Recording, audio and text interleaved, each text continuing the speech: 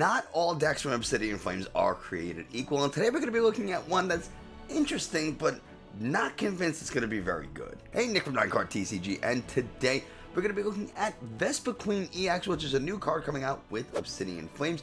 This list, I'm not going to lie, I stole it straight from Justin Basil's website, so if you want to go check it out, and you should, link in the video description. I also have timestamps in the video description as always, but Vespiqueen is one of those things that it looks really cool, and the attack is really interesting, but it just, for whatever reason, it just doesn't do it for me. I'm not a big fan, but I still think we should talk about the deck. It's something that you might encounter, especially in the early stages of the ladder, people trying things out, and you should know what it is and how to deal with it. So why don't we just get right into it.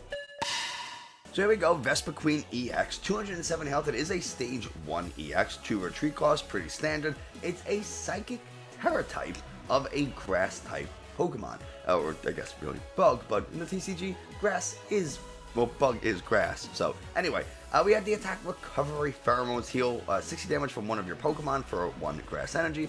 Not really useful, but I guess. And the actual attack that we're going to be using is Phantom Queen for 3 grass energies. It does 200 damage, and then we put 3 damage counters on each of our opponent's bench Pokemon that has any damage counters on it at all. And now that's actually kind of cool. Now we can get damage counters on our opponent's bench Pokemon really easily with something like Hawlucha with the Flying Entry. When you play this card from your hand to your bench, you put 1 damage counter on 2 different bench Pokemon on your opponent's side of the field. So that means we play Hawlucha, we put 2 damage counters on 1 damage counter on 2 of our opponent's Pokemon, and then if we attack with Phantom Queen, now we do 200 to the active and an extra 30 damage to our opponent's bench Pokemon that we put damage counters on with Hawlucha. That's pretty cool. That's 40 damage to 2 bench Pokemon, plus 200 to the active. Now we can shift damage around. Let's say we need to hit, we need to put the 3 damage counters on a Pokemon, or whatever we want to just ensure we get the KO. Our opponent has like 50 health left on one of their bench Pokemon. Well, Phantom Queen only puts 3 damage counters. We can use something like Radiant Alakazam, which lets us move up to 2 damage counters from one of our opponent's Pokemon to another. So, for example, we already said if we need 50 damage on one of our opponent's bench Pokemon, we could take 20 damage from like the active or different bench Pokemon, and then move it to the Pokemon we want to put 30 damage on with something like Phantom Queen, and now we get the 50 and we get the, the KO, hypothetically. It's just a cool way. We can also, let's say we hit into the active with Phantom Queen the previous turn. Now we can go ahead and use Radiant Alakazam to put 2 of those damage counters onto a different Pokemon, so we have targets for the secondary effect of Phantom Queen. Because let's be honest, we aren't going to need to hit 400 damage, so 200 and 200, it's not a great, like 200 is an interesting number, and there's possibilities for like 1-hit KOs onto our opponent's active, like Pokemon V. So for example, we put damage counters on an opponent's bench Pokemon with Hawlucha, and then we move them from that Pokemon to the active. Now we can go ahead and hit with something like Phantom Queen, does 200, and we already stacked a couple of damage counters on. Now we can take a 1-hit KO on a Pokemon V, but otherwise, anything that's evolved, we're going to be overshooting damage by quite a lot, so we can pull that excess damage off of the active after we've already hit it with Phantom Queen with Radiant Alakazam to go ahead and start spreading out the damage a little bit. Now, how do we actually get those 3 energies onto the Vespiqueen? And that's where we have Cherrim from Battle Styles. It has the Spring Bloom ability. As often as we want, we can attach a grass energy from our hand to one of our Pokemon that doesn't have a rule box. Now, a little interesting, it does say one of our Pokemon, so it can go to any of our Pokemon. And it doesn't, we'll read it again, attach to a grass energy from your hand to one of your Pokemon. So we can attach to the active, we can attach to the bench, we can attach to Radiant Hawlucha, so we can use it as a pivot, whatever we need to do. But we can't attach it to the Vespiqueen EX directly because it is a rule box Pokemon. So we have to attach it to the Combi, which is Combi isn't really anything special. We attach it to the Combi, and then evolve into the Vespiqueen. So that's kind of how we get around that. This could benefit from something like a Poppy, the supporter Poppy, which is coming out in Obsidian Flames, where we move 2 of our energies from one Pokemon to another. So if we have, like Radiant Hawlucha, we can go ahead and attach energies with Cherrim to the Hawlucha, or to like this Vespiqueen, or to Vigor, whatever. We can attach energies to one of our Pokemon, play Poppy, move them over to the Vespiqueen, the Vespiqueen EX if we've already evolved, and then attach for turn. So that's kind of cool. We have the EXP share, which is another way. We attach it to a benched Vespiqueen EX or a benched Comfey, whatever.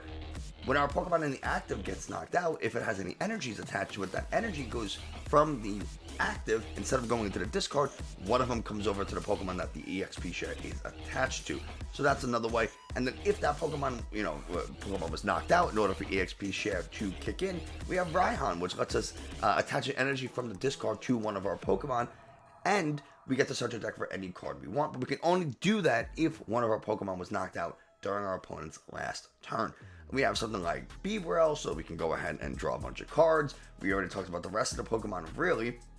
There's really not too much more to this Super Rod to recover some Pokemon and some energies. We have Nest Ball, Ultra Ball, Level Ball to go ahead and search out for our Pokemon. A Penny, it's going to allow us to pick up, I keep wanting to call this Radiant Hawlucha. It allows us to pick up a Hawlucha so we can place it down to put more damage counters on.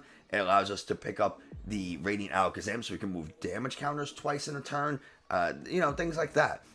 So that's kind of cool. It doesn't really do too much more, so I wouldn't be surprised if we cut the Penny for maybe like a Poppy, like I mentioned, but it's something to consider. 2 Boss's Orders for Raihan, 4 Professor's Research, a Gape Draw Bog. This is really nice because, again, we play Gape Draw Bog, and when our opponent plays a basic Pokemon from their hand to the bench, it takes 2 damage counters. But now that that Pokemon has damage counters on it, 1, it's a target for Radiant Alakazam, which is really cool to move damage counters to other Pokemon, and it's now a valid target for the secondary effect of Phantom Queen. 2 copies of Artisan to help us find our Comfeys. Doesn't help us find the Hawlucha because Hawlucha has to go from the hand to the bench in order to use the ability, and the Artisan goes from the deck to the bench, not the hand to the bench. But it'll find us the Cherubi, the Bidoof, the Comfey, and then we got 10 Grass Energies. That's the deck. There's really not a ton to it, although I'm sure you can make some really cool plays. Hawlucha, Radiant Alakazam, Penny, play the Hawlucha again, and then you go ahead and attack with Vespiqueen, put 3 more damage counters on a bunch of stuff, and take some really cool multi-price KOs. I'm wondering if Gardenia's Vigor is a decent option in here, and then you throw like a Medicham because we're piling damage onto things. We can go ahead and like Yoga Loop. I don't know, that's an option. I'm not super crazy about this deck. I'm not really convinced. I'm sure this is, and no offense to Justin Basil, I'm sure this is not a perfect optimal list. This is just like first thoughts. You see the cards, you kind of draft the deck together. So I want to know from you, what do you think about Vespiqueen EX? What would you change? How do you think it should look? And I'm genuinely curious because I think there's definitely some potential. You are a psychic type, like we talked about. There's really not a ton of things that are weak to psychic right now, unless you're worried about like Rapids, like Urshifu. That's like weak to psychic, but for the most part, not really weak to psychic. You have dark weakness, something we didn't talk about before. Dark weakness, not great in the current format. There's a lot of dark type Pokemon running around. Charizard's going to be running around. Umbreon's a thing. There's just some dark types. So there's the whole deck, but let me know what your thoughts are on Vespiqueen EX. I hope you enjoyed, found it informative. If you did, like, subscribe, comment, all that kind of stuff tells YouTube this is a good channel. Other people should watch it. We already talked about everything else. Thanks so much. I'll see you next time. I want to give a special shout out to the YouTube members Black Wins, Mike the Highest, Fernando Ortiz, Chin Pokemon, and Eric N. Thank you all so much for your support. It really means a lot to me. And if you want to become a channel member, you can go ahead and click the channel member button somewhere at the bottom of the page. I'm not really sure. I haven't done it myself.